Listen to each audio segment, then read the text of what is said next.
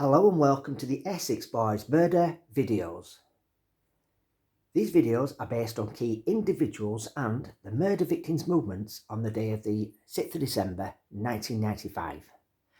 A quick mention to my Facebook page called The Real Essex Boys Murder Group. If you're interested, please feel free to join, as some great people in there with a lot of knowledge on this subject. So this is part 7 of a set of videos looking at a robbery that took place in 1989, a link through Anthony Tucker, known underworld figures, and a look into the possibility to see if Mick, Jack and Darren Nichols knew what was going to happen to the Essex Boys that night and who could have made that phone call to Pat Tates' mobile at 5:03 p.m.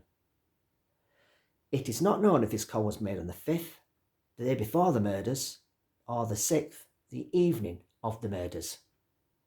If you haven't seen part 1 to 6 yet, I do recommend watching them first, as I've covered how the 1989 robbery came about and I've gone into a lot of detail about it.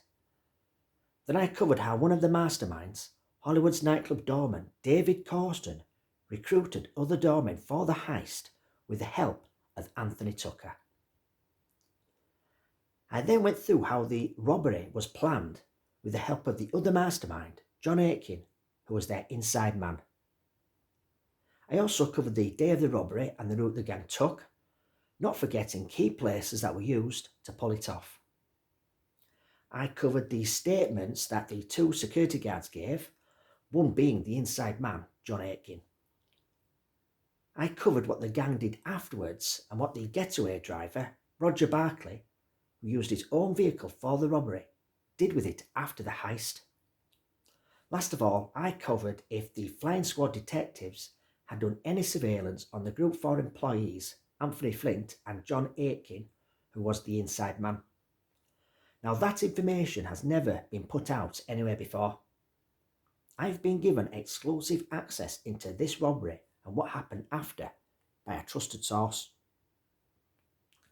Before I start, I'm going to tell you that there's been a lot of false information put out in the tabloids and on social media linking armed robber Billy Jasper and the Group 4 security van robbery to Anthony Tucker.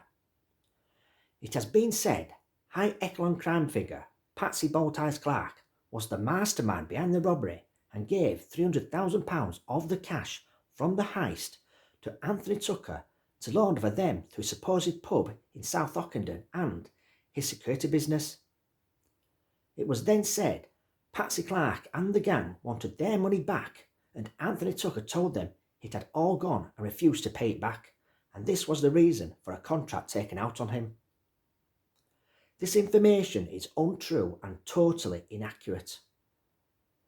There's also been other false information put out on social media and in the tabloids involving this robbery and what happened afterwards. Through my trusted source, you'll get an accurate account of what really happened. As I go through these sets of videos, I will dispel those myths that have been put about and give you accurate information that has been given to me with a lot of research I have done myself. Trust me viewers when I tell you this, you will not see a more accurate account of how that 1989 security van robbery was planned, pulled off, and what happened afterwards anywhere else. Not on any other YouTube channel, social media site, or what's printed in the tabloids. So let's start with part 7. So the lead investigating officer and his top detectives at New Scotland Yard failed to investigate the cashier at the petrol station who saw a red Ford Escort van getting fuel, then parked on the forecourt for some 20 minutes, acting suspiciously, so made a note of the registration number. He then noticed the 3 men climb inside the van and speed off up Whalebone Lane, where a robbery had taken place not long after. This was indeed Roger Barkley's van and the getaway vehicle to be used in the robbery. The 2 Group 4 employees who gave statements also mentioned seeing a red Ford Escort van that was used in the robbery.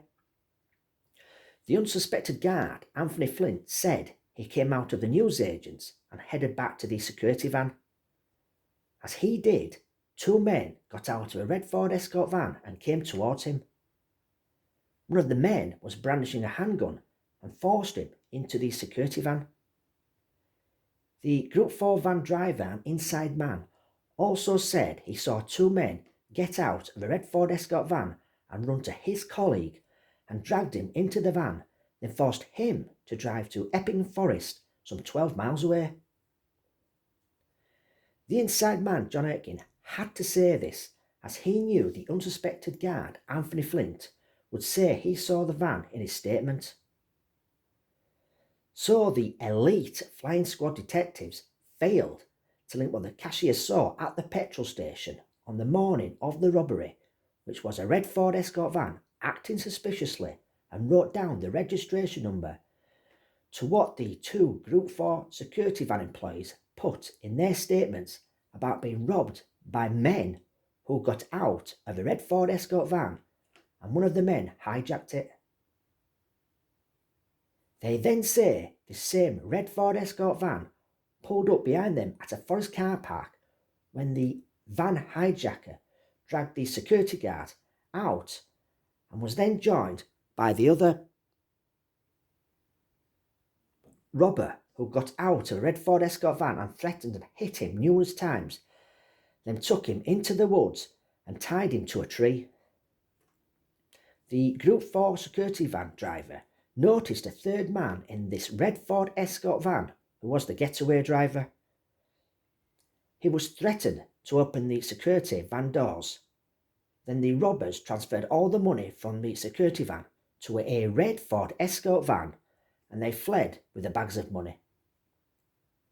If only these elite flying squad detectives would have made this link between the petrol station cashier and the statements made by the Group 4 employees who were robbed that morning, they could have traced the owner of this red Ford Escort van and then they would have made an arrest. But the elite flying squad detectives failed to do this. The lead investigating officer and his team of detectives from New Scotland Yard's elite flying squad were running out of new lights of inquiry and the case became cold. It was agreed that the gang that took part in the actual robbery would not have any contact with the co-mastermind and inside man John Aiken or the other co-mastermind David Carson for months after the robbery, to which they did. Now this was quite easy as John Aiken had only met the three robbers, David Redwin, Roger Barclay and Mr T, on one occasion besides the actual robbery, which was in a room at the Hollywood's nightclub in Romford to plan the robbery. As I've explained in previous videos, the reason I've decided to keep Mr T's name anonymous is because he was interviewed by New Scotland Yard's Flying Squad detectives months after the robbery and was released without charge. Unbeknown to them, Mr T played a pivotal role in the robbery, which I covered in a previous video. John Aiken lived close to the Group 4 security depot where he worked, which was in Witham, Essex, and this was many, many miles away from the others. John Aiken knew the other co-mastermind David Carson well. They worked together on van runs for the Group 4 security company in the past.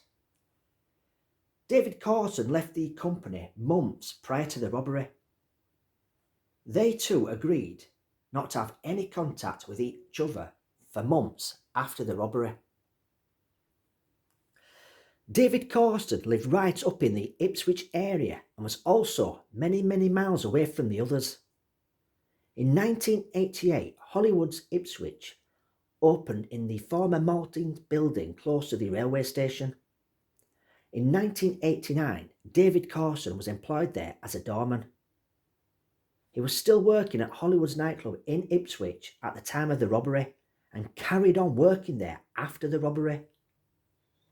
As you can see from this picture, it has changed ownership over the years and in 2007 was shut for good and replaced with luxury flats.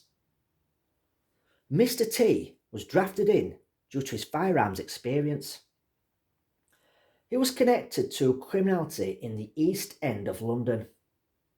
The other two, Roger Barclay and David Redwin, carried on working as doorman at Hollywood's in Romford. These three men lived in the Dagenham and Ilford areas of London. The money from the robbery was stashed at a secret location by Roger Barclay, David Redwin and Mr. T. It was also agreed that no one would spend large amounts of cash from the robbery so as to not arouse suspicion from anyone. The other thing everyone agreed on was that after the robbery, any contact would go through a middleman. Someone they all knew. Anthony Tucker. Anthony Tucker lived in the Boreham area of Chelmsford at the time and agreed to be the middleman, seeing as he knew about the Group 4 security room robbery, and he recruited three men on behalf of the co-mastermind, David Carson. After the money was counted out, it was decided by the gang members that Roger Barclay, David Redwin and Mr. T and the co-mastermind and inside man John Aiken would all receive £110,000 each. The other co-mastermind, David Carson, who couldn't take part in the actual robbery, would receive £50,000. This is exactly how the money was to be shared out. This is 100% accurate information which has come from my source. Other amounts of how the money from this Group 4 security van robbery was shared out have been bandied about on social media, which is false information. There is a few, but the most stupidest is that East End villain Patsy Clark from Canning Town, who laundered 4.2 million of the cash from the proceeds of the Brinksmack Gold bullion robbery, was to receive £300,000 as he was the mastermind behind this Group 4 security van robbery. Total rubbish. Even the tabloids have got the amount wrong in their article. They say it was £400,000 that the robbers got away with. In fact, I will put up that newspaper article. So this is a newspaper article about the robbery in October 1989, and as you can see, the tabloids have put £400,000. It was in fact £495,000. As these social media sites and the tabloids have said, Patsy Clark was the mastermind behind the robbery and he would receive £300,000.